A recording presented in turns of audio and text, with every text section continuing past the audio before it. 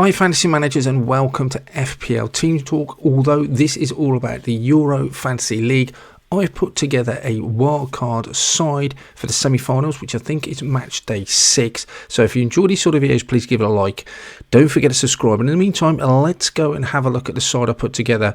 I'm not going to sort of flower up any of this. I'm going to go through my side that I've put together as a sort of draft team. Then I'm also going to put another side up on the screen, which will be a real sort of differentials, depending on how much ground you might need to make up in your mini leagues.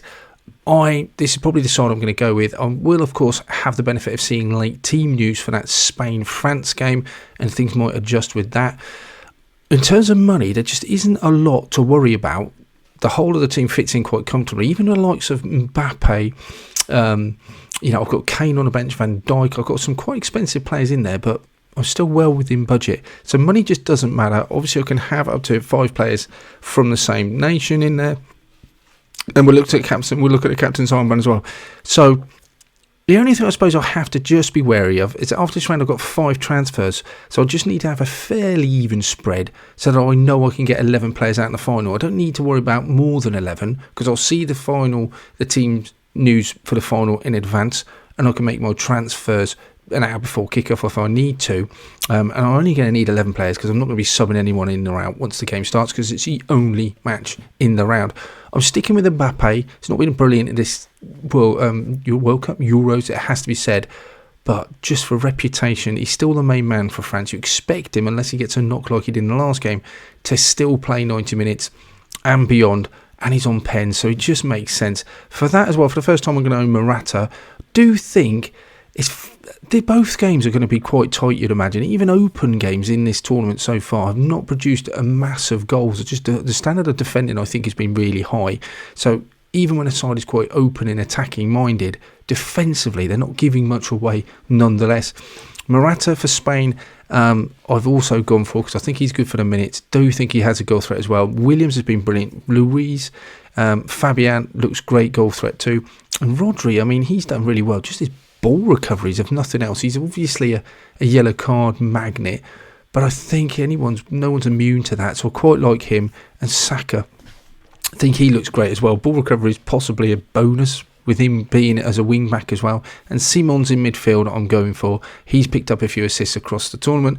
I don't think I can guarantee anyone's going to get a clean sheet in either match. Very difficult to predict. Both going to be close games. Probably expect to score draws and maybe at both of them, or at least everyone to score. Don't know.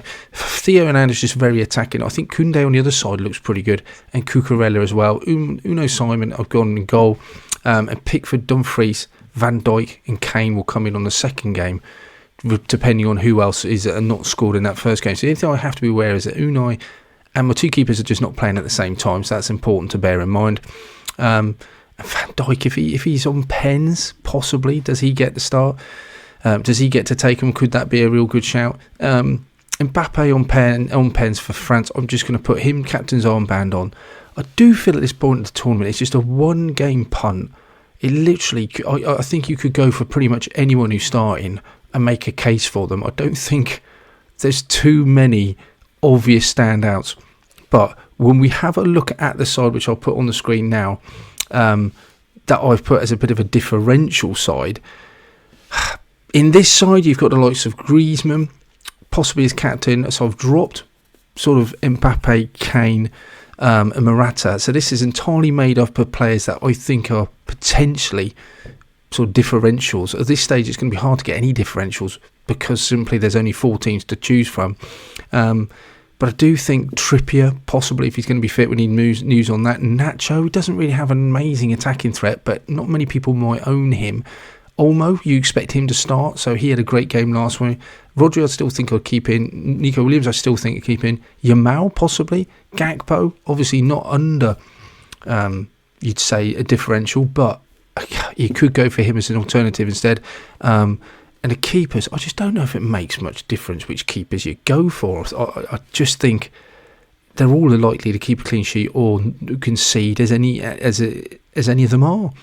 So that would be the difference between the two sides. I think you can mix and match. It's very difficult. If you're losing your mini league, I think by 15, 20 points at this stage, it's very difficult to find one player who's going to make that up, just because there isn't many players that aren't very owned, and you've only got a small pool of players to choose from.